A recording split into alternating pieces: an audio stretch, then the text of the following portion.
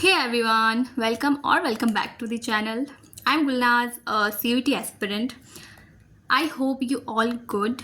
और आप लोगों की पढ़ाई कैसी चल रही है please let me know in the comment section. I just hope कि आप लोगों की पढ़ाई बहुत बहुत अच्छी चल रही होगी और मतलब मुझसे तो अच्छी चल रही होगी. I just hope. मेरी पढ़ाई कैसी चल रही है वो मैं आप लोगों को आगे वीडियो में बताऊंगी. बट आज मैं स्टार्ट कर रही हूँ पॉलिटिक्स. मैंने इंडियन पॉलिटिक्स ही स्टार्ट करा था जिसका मैंने 2 चैप्टर कर लिया है और अब मैं स्टार्ट करने वाली हूँ वर्ल्ड पॉलिटिक्स.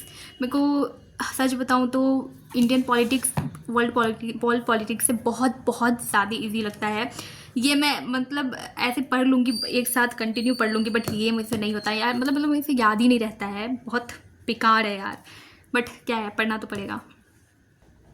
फर्स्ट वाला चैप्टर तो थोड़ा इजी है जो कि है एंड ऑफ बाइपोलैरिटी. ये चैप्टर मेरे को थोड़ा इजी लगता है. बाकी इसके बाद वाला चैप्टर सब सारा ही बेकार है.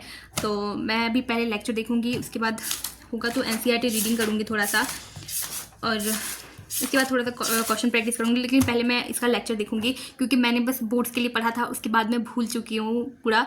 और क्योंकि बोर्ड्स में पढ़े हुए मेरा 2 महीना हो गया तो अब मैं भूल चुकी हूँ, इसलिए अब मैं पहले लेक्चर देखूंगी, उसके बाद एनसीईआरटी रीडिंग करूँगी. सो बाय द वे मैं बता दूं तो मैं मोइन सर का क्लास ले रही हूँ पॉलिटिकल साइंस के लिए. आप CUET अड्डा और करियर्स अड्डा से भी पढ़ सकते हो. उसमें भी एक मैम है, वो अच्छा पढ़ाती है, बट मेरे को मोइन सर का ज़्यादा अच्छा लगता है. मैंने पिछली वीडियो में बताया था कि मैं पॉलिटिकल साइंस के लिए मोइन सर बहुत ज़्यादा ही अच्छे हैं. ये भी पहले करियर्स अड्डा में ही पढ़ाते थे, अब शायद अनअकैडमी ज्वाइन कर लिए हैं. तो मैं बस इसी का लेक्चर देखूँगी अभी फ़िलहाल तो. अगर मैं अपना फाइनली बताऊं कि मेरी प्रिपरेशन कैसी चल रही है तो सच बताऊं तो उतनी कोई खास चल नहीं रही है मेरी प्रिपरेशन. मैं अब शायद कोई बैच लेने का सोच रही हूँ, मतलब कोई crash course type. Full batch तो नहीं लूँगी बट कोई क्रैश कोर्स टाइप का कुछ लेना सोच रही हूँ क्योंकि YT में सारा सब कुछ इतना स्कैटर्ड है. आधा टाइम तो मेरे को ढूंढने में लग जाता है कि मेरे को कहाँ से लेना है, क्या लेना है और कहाँ से पढ़ना है. अब एकदम प्रॉपर गाइडेंस के लिए मैं सोच रही हूँ कि कोई बैच लूँ. बाकी वैसा कुछ होगा तो मैं आप लोग को बता दूँगी. बाकी आप लोगों की पढ़ाई कैसी चल रही है प्लीज़ मेरे को कमेंट में ज़रूर बता देना. मेरा डोमेन तो सही चल रहा है, हिस्ट्री एंड पॉलिटिकल साइंस सही चल रहा है मेरा.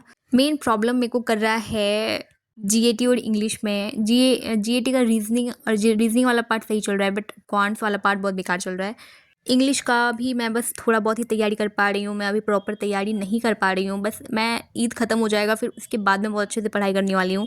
अभी लिटरली ईद की वजह से और रमज़ान की वजह से मैं उतना खास कुछ पढ़ नहीं रही हूँ. अब बस कुछ ही दिन बचा है. मार्च तो आधा पूरा ख़त्म ही हो ही चुका है. अब बस मैं चाहती हूँ कि मेरा अच्छे से पूरा मतलब सिलेबस ख़त्म हो और 1-2 मॉक टेस्ट तो लगा पाऊँ मैं एटलीस्ट. और PYQs मैं बहुत अच्छे से करने वाली हूँ. PYQs मैं करूँगी क्योंकि उससे बहुत ज़्यादा रिपीट होता है, तो PYQs तो करूँगी. बाय द वे लेक्चर मैंने कंप्लीट कर लिया है और मोइन सर सच में बहुत अच्छा पढ़ाते हैं. मेरे को तो बहुत अच्छे से समझ में आता है मोइन सर का. आप लोग भी चाहो तो पढ़ सकते हो मोइन सर से. अब मैं इसका एनसीईआरटी रीडिंग करूँगी और रीडिंग करने के बाद उसके बाद मैं चैप्टर वाइज मतलब मॉक टेस्ट लगाऊंगी. तो guys let's be honest, CUET 2026 की तैयारी शुरू हो चुकी है एंड ऑनेस्टली स्ट्रेस लेवल एकदम हाई है. नॉर्थ कैंपस का ड्रीम सबका है बट रिसोर्सेज कहाँ से लाए. लिटरली मुझे एक ऐसा एप्लीकेशन मिल चुका है जो मेरे जैसे CUET एस्पिरेंट के लिए लाइफ चेंजर हो सकता है. तो गाइज ये है DUBD ऐप और इसकी प्रिपरेशन एकदम सॉर्टेड है. मतलब अगर तुम इसके वेबसाइट में चले जाओगे तो इसका एग्ज़ाम पोर्टल एग्जैक्ट CUET के पोर्टल जैसा है. मैं आप लोगों को इंग्लिश का दिखा देती हूँ. आप लोगों को इतने सारे मॉक टेस्ट मिल जाएंगे और आप लोग देख सकते हो इसका इंटरफेस एग्जैक्ट CUET पोर्टल जैसा है. मतलब CUET में सेम टू सेम ऐसा ही आता है. तो मतलब अगर आप इसमें टेस्ट दे रहे हो तो आपको लगेगा कि आप सच में एग्ज़ाम हॉल में बैठ के एग्ज़ाम दे रहे हो और आप पैनिक नहीं करोगे एग्जाम हॉल में जाके. यहाँ पे टाइम भी चल रहा है और exam the main thing is इसमें आपको चैप्टर वाइज मॉक टेस्ट मिल जाता है. मैं आपको अपने ही सब्जेक्ट का बता देती हूँ. ये हर एक सब्जेक्ट में अवेलेबल है. मैं आपको अपने सब्जेक्ट का दिखा देती हूँ. सकते हो ये सारा ही चैप्टर्स मेरे NCERT बुक से है. And the main thing is previous year question. इसमें आपको 22, 23, 24 एंड इवन 25 के भी PYQs मिल जाते हैं. और PYQ CUET में बहुत ज़्यादा ही ज़रूरी है. एक आपको फ्री टेस्ट भी मिल जाएगा क्योंकि PYQ से बहुत ज़्यादा ही रिपीट होता है क्वेश्चन.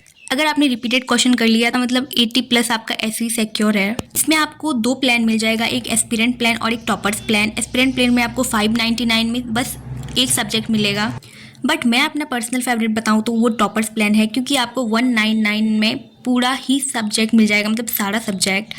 और गाइस ईद है तो ईद में ईद ही तो देना बनता है। तो अभी डी यू बडी ऐप में 50% ऑफ चल रहा है, तो use my coupon code which is गुलनाज05 फॉर 50% डिस्काउंट।